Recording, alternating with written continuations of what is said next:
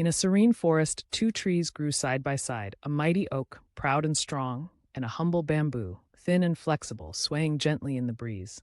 As the days passed, they shared the sunshine, each growing in their unique way. The oak, with its thick trunk and towering branches, often boasted about its strength, claiming that nothing could shake its sturdy stature. Meanwhile, the bamboo, with its graceful bends, simply smiled and remembered that strength isn't always about how tall you stand. Sometimes it's how well you adapt. One fateful day, dark clouds gathered and a fierce storm rolled in. Thunder boomed and gusty winds howled like wild animals.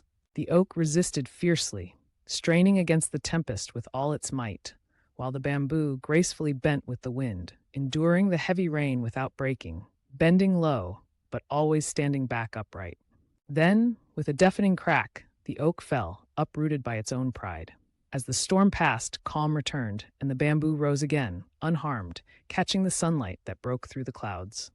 In this quiet aftermath, the gentle bamboo stood resilient against the sun's rays, while the fallen oak reminded all that pride and rigidity can lead to downfall.